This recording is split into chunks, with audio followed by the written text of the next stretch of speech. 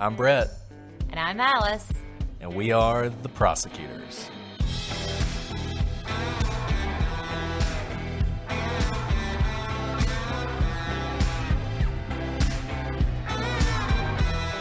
Today on the Prosecutors, an experienced group of hikers die mysteriously on a lonely mountain in Russia. But unlike Dyatlov Pass, this time, someone survived to tell the tale. And the story she told will blow your mind.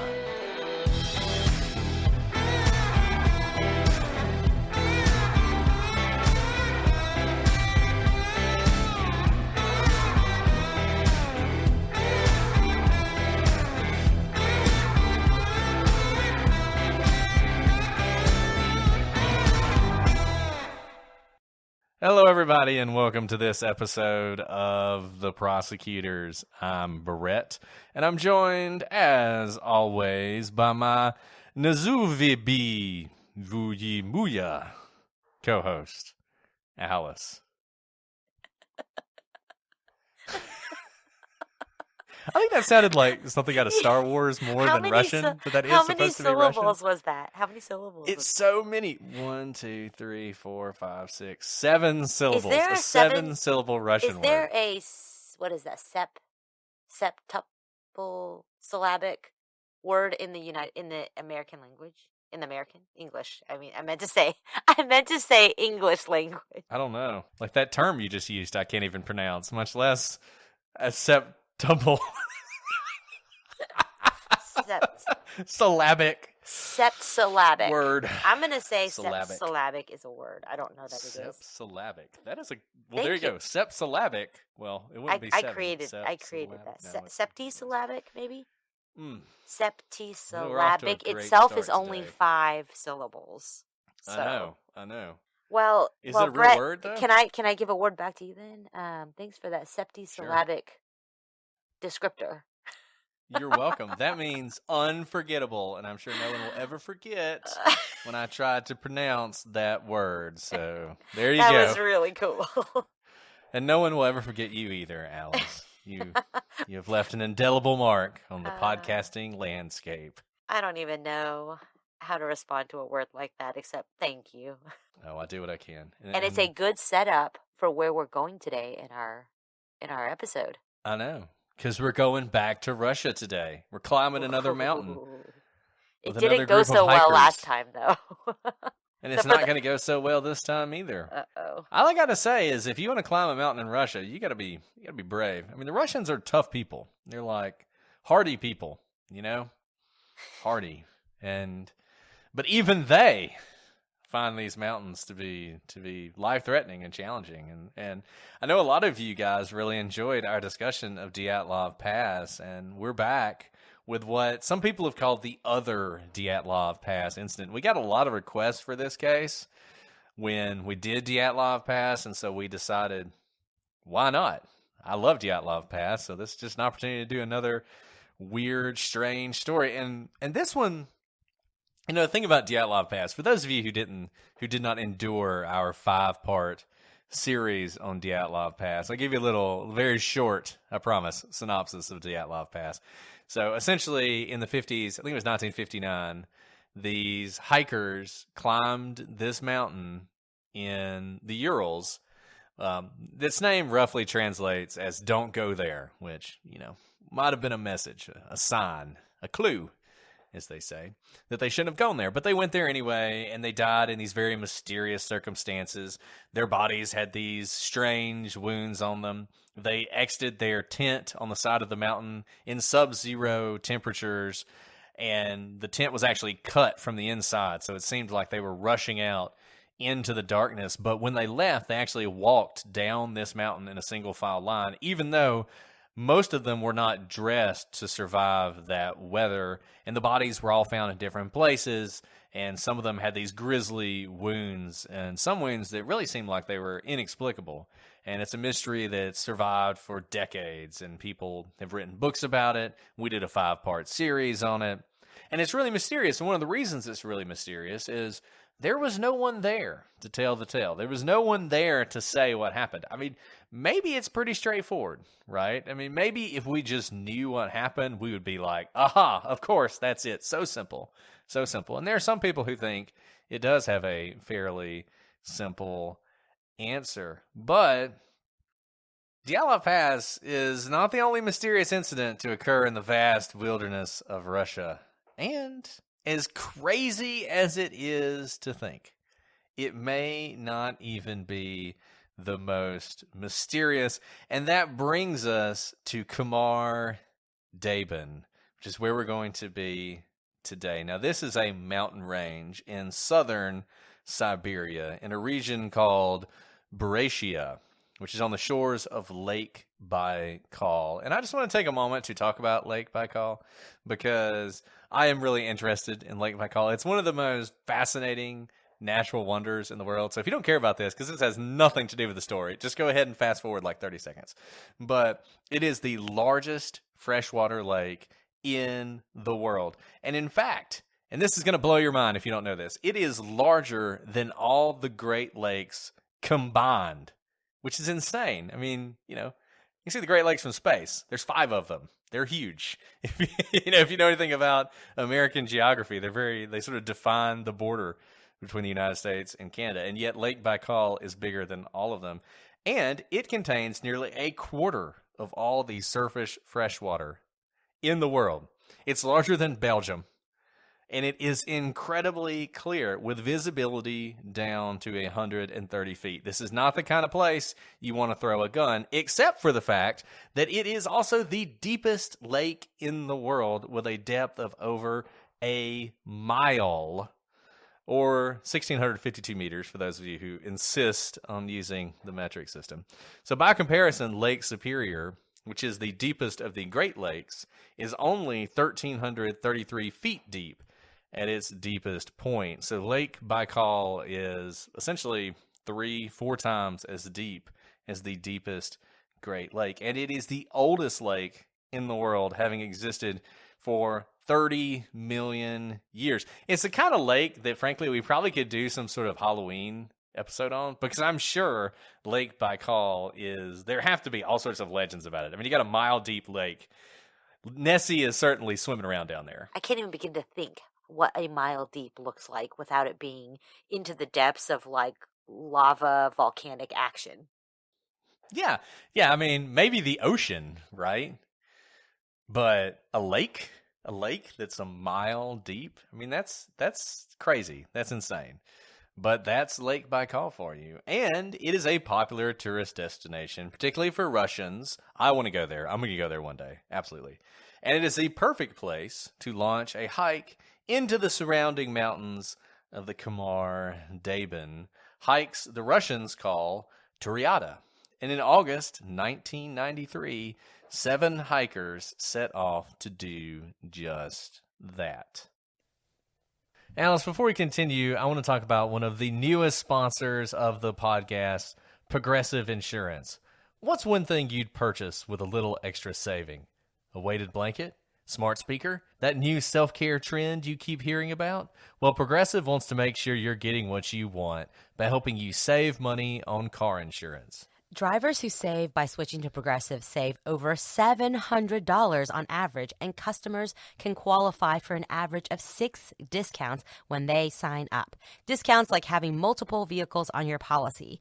Progressive offers outstanding coverage and award-winning claim service.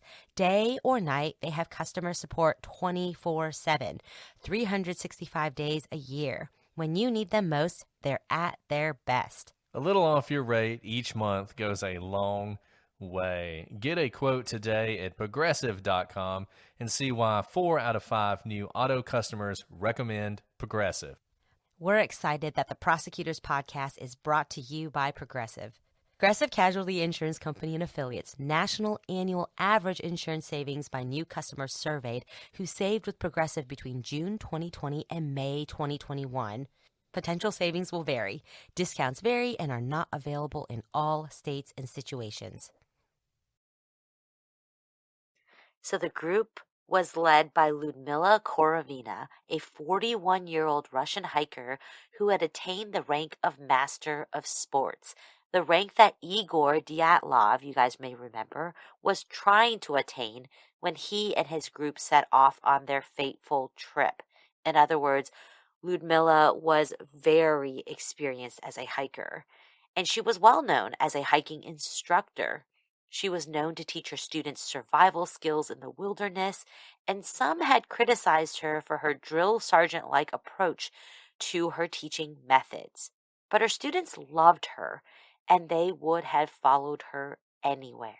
And I think it's interesting the point you make about how Ludmila is the superior to Dyatlov. Now, we spent a lot of time on Dyatlov Pass talking about how qualified the students were, the hikers were, because we really wanted to disabuse people of the notion that these were some experienced kids wandering off into the wilderness to climb some mountain that they had no business being on. But in fact, they were very experienced, but none of them were as experienced as Ludmila. I mean,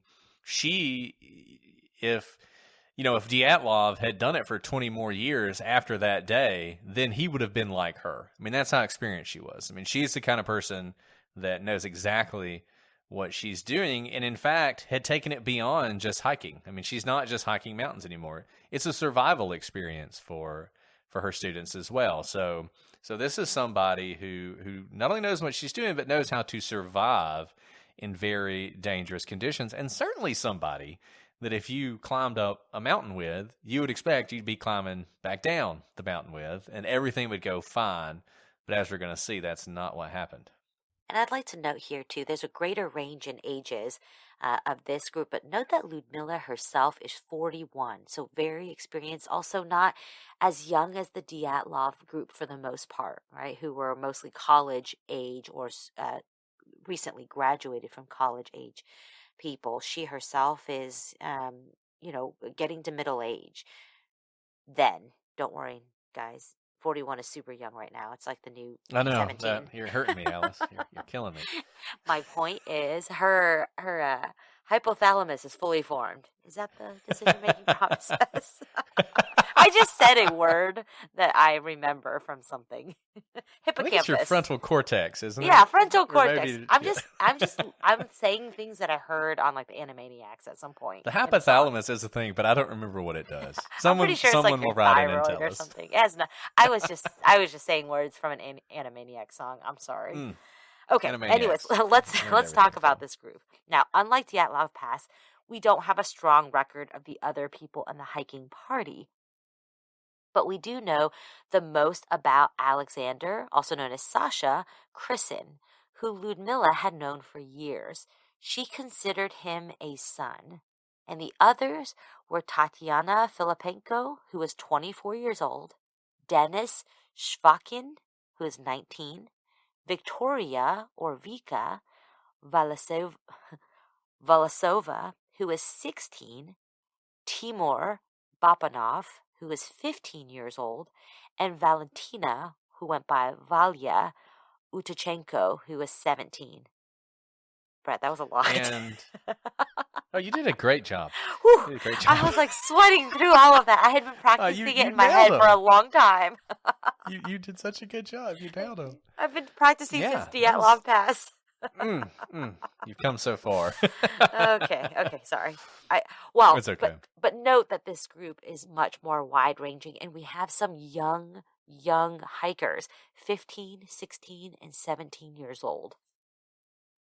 Yeah, and it'll be interesting to talk about when we talk about what happened, whether or not that was a factor in this. It is definitely important that Ludmila and Sasha were as close as they were, as you're going to see. And the rest of it, the young ages may very well factor in to what we are going to describe to you. Now, as we said earlier, something mysterious is going to happen here, and the reason that we are able to tell you so much of what happened is because we are going to have a survivor. Someone is going to come back to tell the tale, and it's just a funny thing because you think to yourself, man, if we just had somebody who survived from Dyatlov Pass, all the questions would be answered. And this case kind of puts a lie to that, because as you're going to see, just because we have someone to tell us what happened does not mean that suddenly we have an explanation.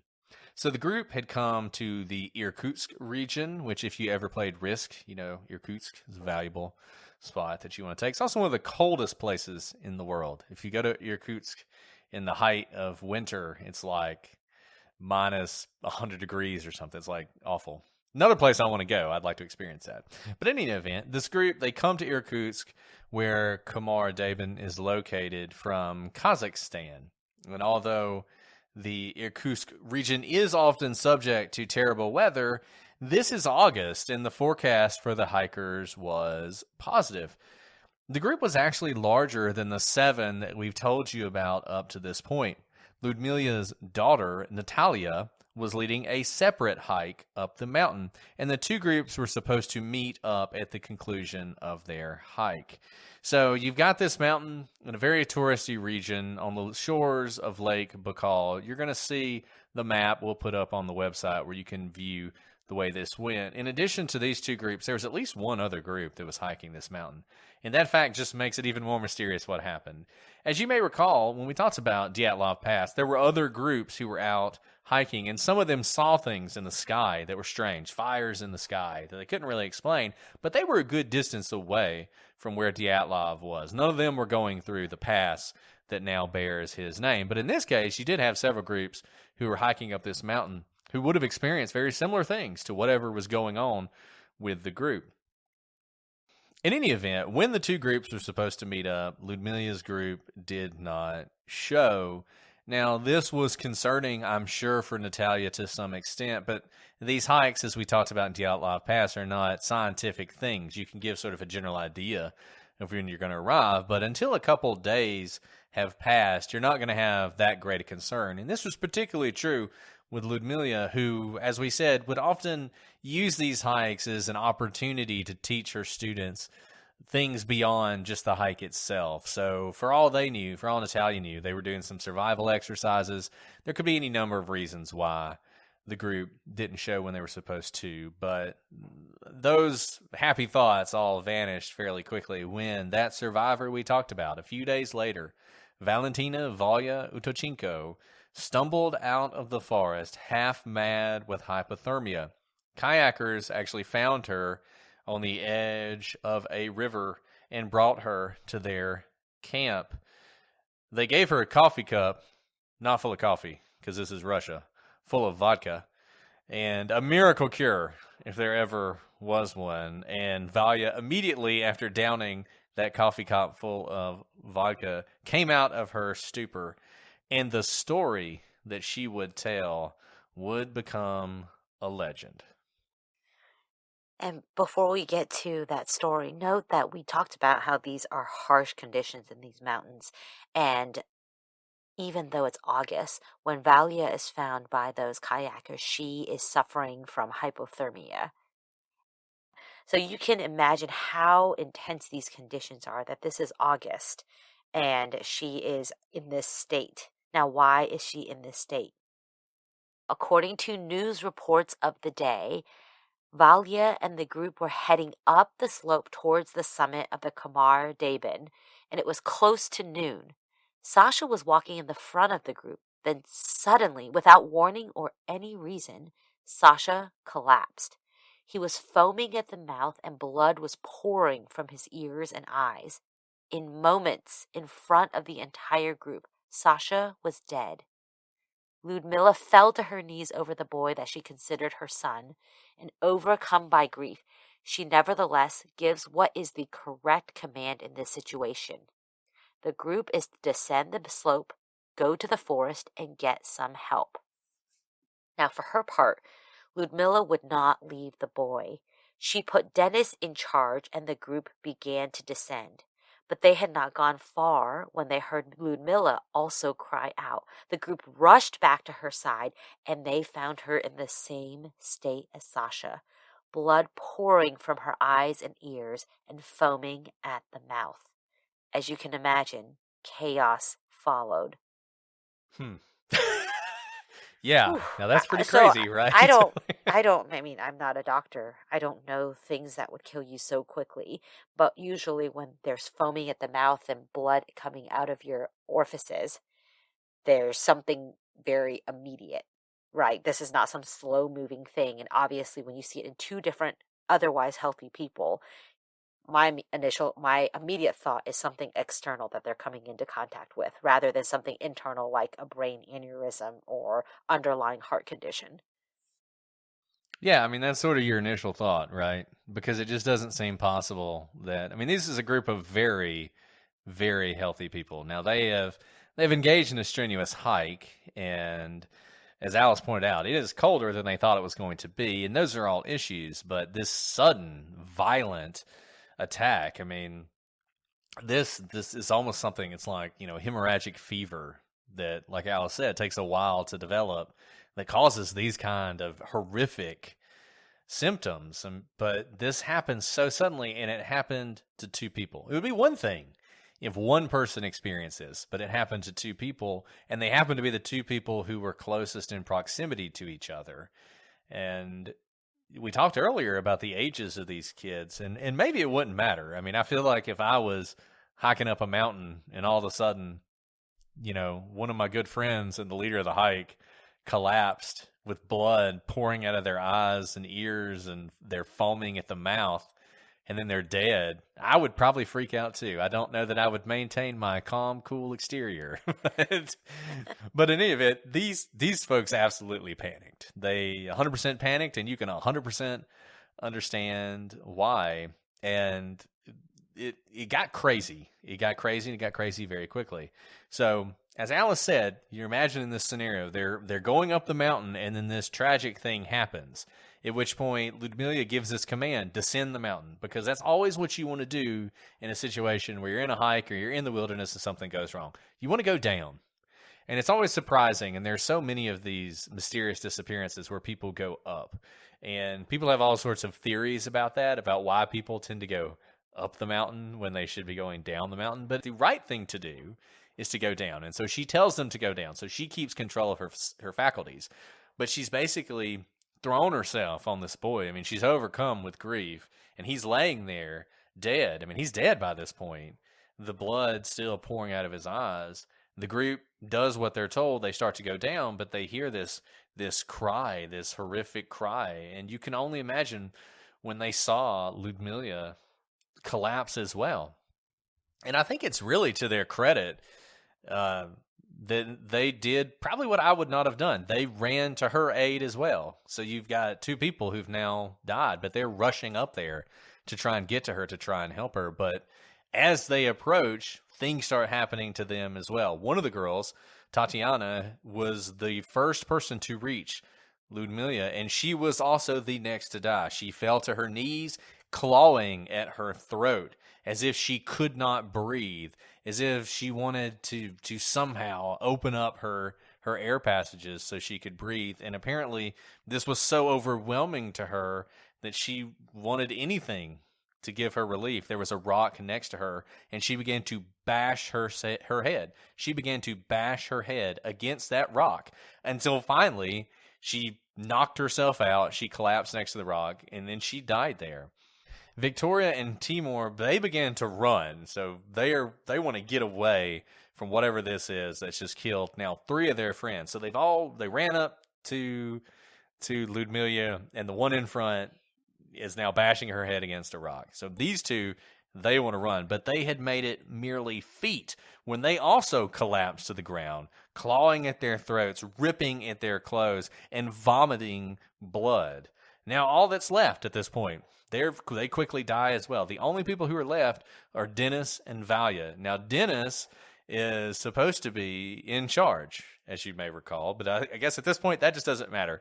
Valia grabs Dennis's hand and pulls him down the hill, tries to get him away, and they do start to rush down the hill, but they hadn't gone far before Dennis, too, fell to the ground next to Valia in convulsions, suffering from the same symptoms as her friends, and she stood there and watched until he went still as well, and he was also dead. Now Valia is all that's left. She's the last person left. She's watched in a matter of minutes as everyone else in the group, all her friends, died in this horrific, terrible way that's really beyond comprehension what it was for her to see. You could have imagined any number of things happening to Valia. I mean, you could imagine her just giving up at that point, just laying down and dying herself. But she doesn't do that. She's resolved. She wants to survive. So as hard as it was to do, she turns and runs down the hill, leaving her friends behind. She doesn't make any effort to give them first aid or anything along those lines, and that was absolutely the right decision because they were beyond help. She rushes down the mountain to the forest. Now, all she has with her is a tent and some thermal plastic to keep her warm. Despite the horror and the cold and the threat of death all around her, she is so physically and mentally exhausted that as night falls on the mountain and she bundles herself up in that tent, she does fall asleep. That's quite the dramatic, like you said, matter of minutes. And for Valia to be the only one alive out of a group of 7, I can only imagine what's racing through her mind that night if she's even thinking clearly. And if I were her, I wouldn't know if I'd wake up the next morning. But as morning dawned on the next day, Valia did wake up and she was still alive. It was now time to take stock of what had happened to her. She was on the side of a mountain, alone, in bitter conditions. She had no supplies, no food, no water, and she had only one option. She'd have to climb back up the mountain to where her friends had died and take whatever supplies she could find. Now remember, when you're hiking in a group, you split up your provisions and everyone kind of has different packs. You don't each individually pack everything one person would need because that's not an efficient way to travel as a group. And so she had a tent, some thermal things, but she didn't have the food and the provisions she would need. They were back up with her dead friends. And Valia is so impressive in so many ways. I mean, she's impressive for even surviving the night. But I just got to tell you, I would probably end up dying in that forest because if I was at the bottom of the mountain, there's no way. Wouldn't matter what kind of supplies they had up there or how much I needed them or whatever. Going back up that mountain is probably not something that I could bring myself to do. No, especially because we have no idea what overcame them, right? It's like some silent killer, but it seems clear that it was not something genetic. It seemed environmental. So it's like this zone of death that she's entering back into. She's going back into the belly of the beast, so to speak, not knowing if she'd be so lucky to run out of that zone again. Now, slowly, Valia made her way up the mountain, and she found her friends, all dead, in the spots they had fallen the day before. As she entered this zone of death, she must have wondered if whatever had taken them would take her too. But whatever had been seemed to be gone. Valia closed the dead, staring eyes of her friends and loaded up whatever supplies she could find. Just as you're thinking about, as you're going through the story, you're trying to think about what could possibly have caused this, and just this notion that this struck all these people down in this very small period of time the day before, and then Valia gets up there and it seems fine. Number one, she's survived it. Whatever it is, she's survived it the first day. How that happened is hard to say. I mean, it depends on what it is, right? I mean, maybe she had some natural immunity to it. Somehow she wasn't susceptible to it. Maybe she just happened to be in the one space that, if she'd have been 2 feet to the left or 2 feet to the right, she would have died too. But she was in the perfect place. But whatever the case, whatever it was, whatever had been there, whatever caused this, it's gone by less than 24 hours later when she climbs back up that mountain. And she gets close to her friends. The story is that she closed, their eyes were open, all their eyes were open, and she closed their eyes. That was the last thing she did for her friends. She couldn't do anything else for them. She's going to try and survive. She takes the supplies she can, and she's going to try and live through this. Now, she wasn't leading this hike. She's, I think, the third youngest member of this hike. She's not the youngest, but she's pretty young. I think she's 17 at the time. Yeah, 17-year-old girl. And her 41-year-old leader and Sasha, who was in his 20s, I mean, these are the people who are supposed to be running this thing. She never thought she was going to have to navigate this hike on her own. So she has to figure out, what am I going to do? How am I going to survive? She has no idea where to go. She doesn't have any maps. If she did have a map, she probably wouldn't be able to read it. She sees some power lines on the side of this mountain, and she sees that they are heading down the mountains. And she figures where there are power lines, they have to go somewhere. And wherever they go, there are going to be people. So if I follow the power lines, maybe they will lead me somewhere. So for 4 days, she walks down the mountain following these power lines. And eventually she reaches a river. Now, the power lines go over the river, but she decides, the power line idea was a good idea, but now I'm going to follow the river because rivers also tend to lead to people. So, and where, the way the river is going is down. So she's going to follow the river down as well. Now, at this point, she does something that might seem strange. She decides to wash her hair. Now, she is suffering from the early effects of hypothermia. She's probably not necessarily thinking clearly, but she will later say that she thought she was going to die, and she wanted her hair to be clean and to look good if it came to that. If she was going to die, she wanted to have gray hair. That was that was the last thing she wanted. So she decides to go into the river and wash her hair, and it's possible that this decision actually saves her, because she goes into the river, and as she's going into the river, some kayakers come by. And they see this woman in the middle of the river washing her hair. And the kayakers actually, they continue on. And then as they're going down the river, they start talking to each other, and they're like, that was really weird.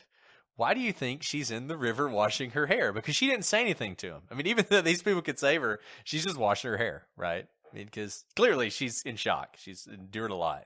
And so the kayakers decide to turn around and go back up the river to where she is, and they find her, and they realize she's in really bad shape. And so they take her back to their camp where they can warm her up. They give her that, that coffee cup full of vodka. They hear this story that she's telling, and they then inform the local authorities that there has been this horrible tragedy on the mountains. Now, the authorities, they launch a search. We're going to talk about that search and the timing of that search in a minute. It's a little unusual. And when they find the bodies, they rule the case as, quote unquote, accidental, and that the deaths were the result of hypothermia. Now, as you can imagine, much like the avalanche theory in the Dyatlov Pass case, this suggestion satisfied no one. No one who'd heard the story, no one who'd seen the bodies. And to this day, the question remains, what killed the hikers on the slopes of Khamar Daban? Such a vivid image of her washing her hair as these kayakers pass by. And the strangest part to me is actually not her washing the hair, but her not calling out to the kayakers. I mean, I know she's in a state of shock, but that's so bizarre to me. Yeah, it is unusual, but I think with all she'd seen and all she'd endured, it seems like she had kind of resigned herself that she was going to die, even though she's doing the right things and she's heading in the general direction of civilization.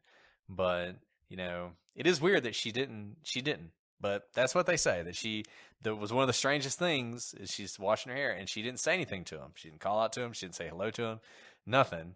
And they realized, this is weird. This is strange. We need to go back and check on this girl. So very, very unusual situation all around. And you're right. She is incredible, being 17 years old and not supposed to have to lead her own hike. Essentially saves herself. And it could have ended very, very differently for her, and then we wouldn't know the story. So let's jump into the timeline. August 2nd, 1993, the group arrives in Merino, Irkutsk, on the shores of Lake Baikal. They had come from Petropavl, Kazakhstan, via the Trans-Siberian Railroad. They were one of at least 3 groups hiking the mountain at that time, including the group being led by Ludmila's daughter, Natalia. The next day, on August 3rd, the group made their way up the mountainside known as the Peak Retranslator, or Mount Tritrons. Unlike the Dyatlov Pass, this was not an area of complete wilderness. Indeed, there was a structure on top of the mountain that served as a shelter for hikers. Inside, one could find protection from the weather and supplies. Although the weather had held for the day, by that night everyone was surprised to see that rain had begun. And you may recall that was not the prediction. The prediction was this was going to be a beautiful August time here in the mountains. Now, Siberia, it's a crazy place. As we said earlier, this is a place of wild weather swings. It gets very, very cold. But this is August. You never really know what to expect in August in this area. But what they were told to expect was clear weather, warm weather, perfect weather for a hike.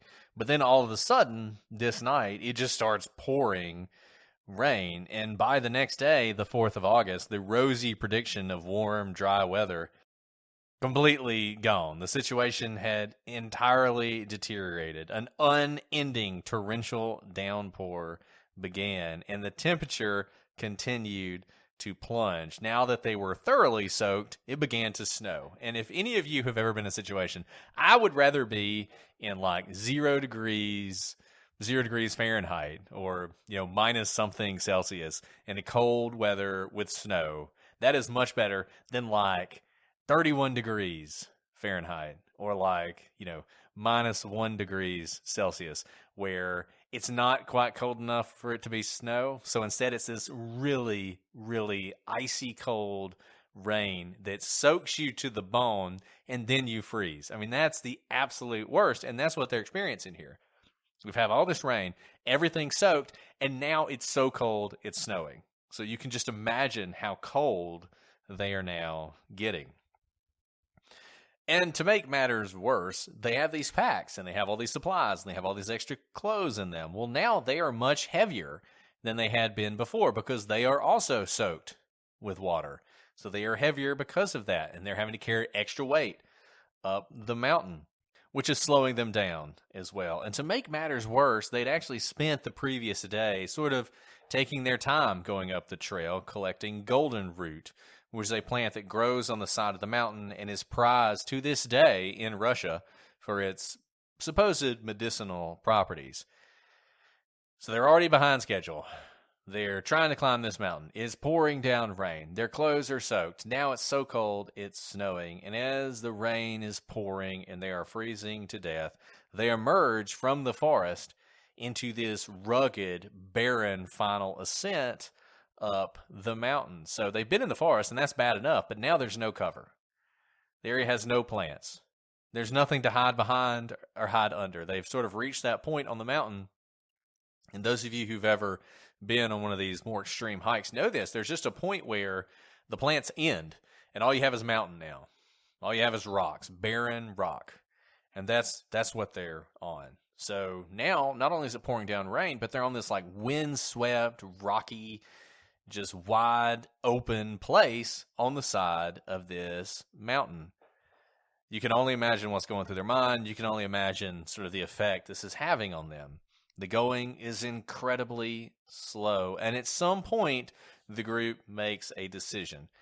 Instead of continuing up the summit, this is a decision that people are going to question until the end of time. This is going to have echoes of Dyatlov Pass like crazy.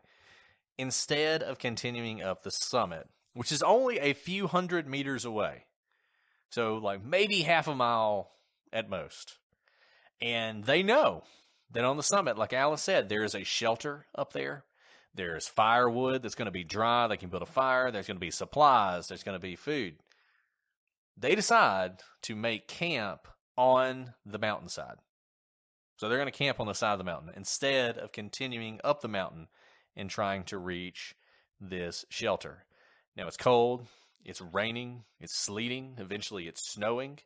Making a fire on the mountainside is always difficult in any event, but it's absolutely impossible that night. There's no way they're going to be able to do that. So they're going to have to spend a night.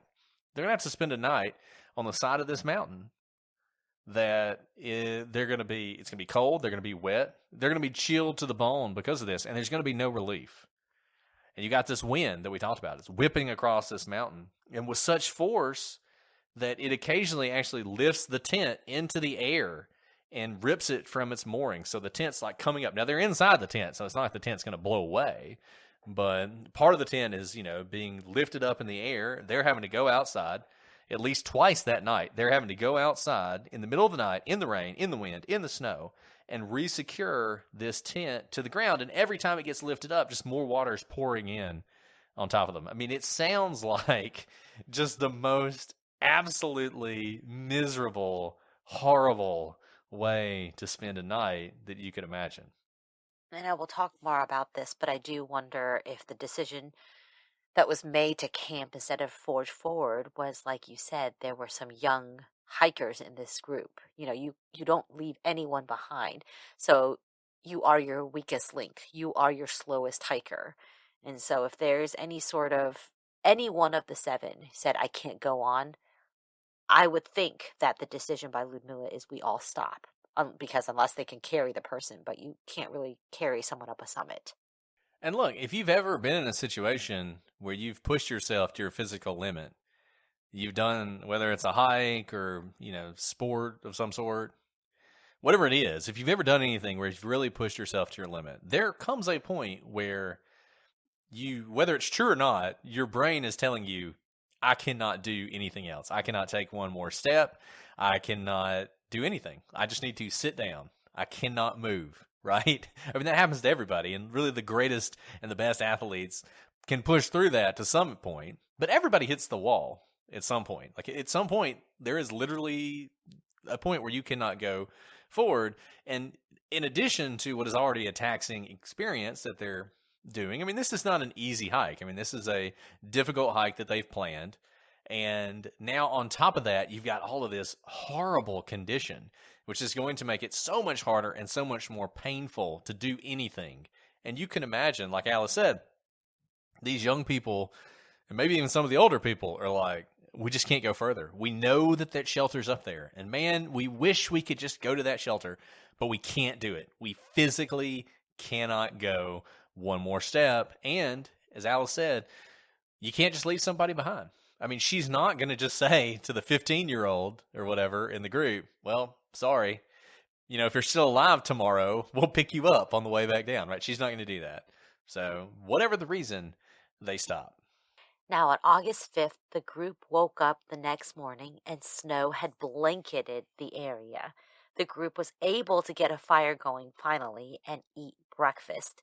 But it seems clear that at this point, Ludmilla recognized the danger that they were all in. Remember, she's a survivalist, right? She teaches survival skills for her students.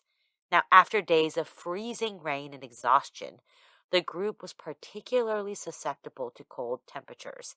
At this point, Ludmilla ordered the group to start heading back down the mountain. So, the opposite of their ultimate goal. Only a few minutes after leaving the campsite, the deaths began.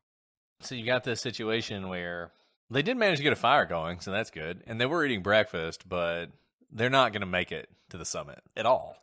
I think this kind of goes to what we're talking about with, why didn't they try for the summit the day before? They weren't even going to try for it after a terrible night. They didn't think they could make it to the top. So Ludmilla is just sort of abandoning this. It's just like, look, we're just gonna go down then. We're not even gonna worry about going up to the top. But whatever it was that befell them at that point happened very quickly afterwards. So they had not gone far when suddenly this event, whatever this event is, occurred. Brett, before we move on, I know we've asked this many times. How many of you wish there was a better solution to paying off your debt? Our sponsor, PDS Debt, has customized 0% interest options for anyone struggling with credit cards, personal loans, medical bills, collections, or any other type of debt. Because of the tough year from COVID-19, certain types of debt can now be reduced and in some cases completely eliminated from your credit. There are more options now than ever before to take control of your debt, and the experts at PDS Debt can help. Alice, we've been talking about PDS Debt for a while. They're one of our oldest sponsors and one of our best, and we hope you guys will give them a shot because they are giving our listeners a free debt analysis and copy of your credit report just for completing the 30-second online debt assessment at pdsdebt.com/prosecute. You will receive a full breakdown of all the interest you shouldn't be paying each month and multiple options on how they can help get rid of it. If you're making payments every month on your debt and your balances aren't going down, this program is for you. The average American with credit card or personal loan debt over $5,000 ends up paying back 2.5 times what they originally spent. PDS Debt rolls all of your payments into one low 0% interest monthly payment. Everyone with over $5,000 in debt qualifies, and there is no minimum credit score required. Bad and fair credit are accepted. You can save thousands in interest and fees and pay off your debt in a fraction of the time. PDS Debt is offering free credit reports to our listeners just for completing the quick and easy debt assessment at www.pdsdebt.com/prosecute. That's pdsdebt.com/prosecute. Take back your financial freedom today by visiting pdsdebt.com/prosecute. After these deaths from August 6th through 9th, Valia slowly made her way down the mountain, and 4 days later, she was rescued by the kayakers. Remember, she tells the kayakers this horrid story, and they alert authorities right away. But it's not till August 21st that the first searchers go out. That's, 2 weeks after the deaths. And it's not until August 26th that the 6 bodies were found. And at this point, their bodies were severely deteriorated, and it has been reported that all of their eyes were missing. Which is one of those creepy things that's always added on to this story. But certainly, given how much time it takes, and we're going to talk about that later, maybe in the next episode, it's not all that surprising that scavengers have gotten to the bodies, that they are, they're laying on the side of the mountain for 3 weeks. There's going to be some decomposition, and there's going to be scavengers who go after the bodies. So that's not all that surprising. Well, I think we're going to stop here for now, and we'll come back next week and dive into all of the strangeness that we've already laid out for you at this point. We're going to give you some ideas that people have proposed about what may have affected the hikers and what they might be suffering from. As you think about this case, I don't know what conclusion we're going to come to in the end. Alice and I talked about this before we started, and very sort of unsure of exactly what happened in this case. But, the sort of those of you out there with the logical, skeptical minds are probably thinking about the fact that one thing that has already happened is things have gone very wrong on this hike.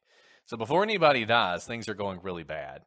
And it is so much colder than they expect it to be, and they're so much more tired than they expect it to be, and the physical exhaustion and all of that on their bodies is great. And so you may be thinking, could that have something to do with this? We're going to talk about that, about whether or not what they were experiencing might be able to explain some of this. We'll talk more about the decision to camp on the side of the mountain, why it took the authorities so long to go out and look for these folks. We'll talk about some of the injuries to the bodies in this case. They're not as dramatic as in Dyatlov Pass, but there are some injuries which are interesting and kind of inexplicable. And then when we go through all that, we'll try and reach some sort of conclusion about what happened in this great mystery, yet another great mystery from Russia, though this one is from 1993, so much more recent than Dyatlov Pass, and you would think that would be to our benefit. You would think that would mean we'd have more information and maybe it would be easier to solve this case, but unfortunately that's not the case, but we're going to try and get to the bottom of it anyway. Well, I'm interested to hear what you guys have to think about this at this point. If you have any additional information that we left out or any corrections you want to make or any questions you have, reach out to us at prosecutorspod@gmail.com, at prosecutorspod on all your social media. As most of you know, we're very responsive on all that. Check us out on Reddit, YouTube. Join our Patreon page if you're so inclined to get ad-free episodes and occasional additional things from us. And don't forget to leave those 5-star reviews on Apple. And most importantly, tell your friends, because that is the best way to help us continue to grow the podcast. Well, Alice, before we sign off for today, do you have anything else you want to add to this very mysterious case? This is one we could have done in October if we'd wanted to. I mean, this is a weird one. This one is so strange. Dyatlov Pass clearly boggled all of our minds, and my mind still churns over what happened in Dyatlov Pass. But to think that not too far away in the same country, separated by a few decades, kind of an equally mysterious death is happening is just, it really just stretches my mind. Yeah, and the thing that just continues to blow my mind about this is we have a witness. We have somebody who was there, who's telling us what they saw, and yet it is not making this simpler. If Valia had died on the side of that mountain, then this would be a mystery, but it's probably one where we would all basically accept some very simplistic idea. It was raining, it was cold, they weren't prepared for it, they all died of hypothermia, which is what the authorities want you to believe. It happened anyway, right? But you have that thing that you didn't have at Dyatlov Pass. You have a witness. I mean, it's as if you had a witness at Dyatlov Pass who was like radioactive Yetis, came out of the forest and started killing everybody, and I ran away. I mean, that's essentially what you have here. You have this witness who is telling you these crazy things that you just don't even seem possible, and yet she was there. She is the only survivor. She is the only one who saw what may have happened. So I don't know. To me, that is the most mind-blowing thing of all. Well, we have so much more to say about this case when we join you again next week. But until then, I'm Brett. And I'm Alice. And we are the prosecutors.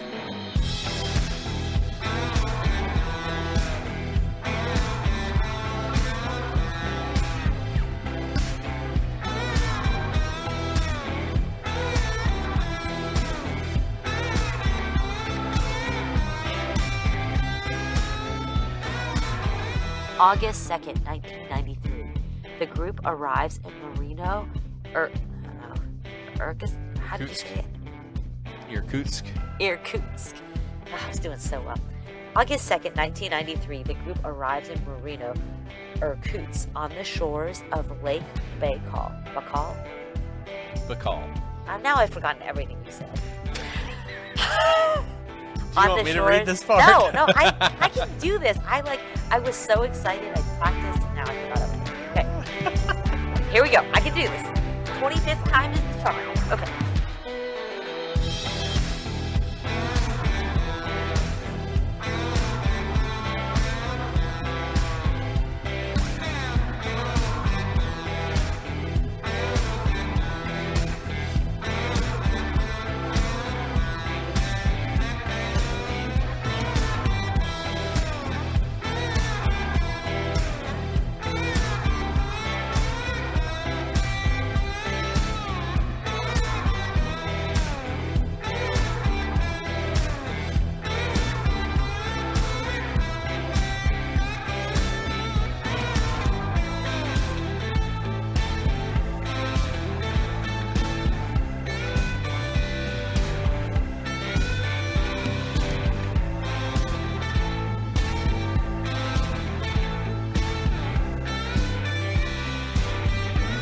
Known as the Peak Retranslator or Mount Tritons. Tritrans.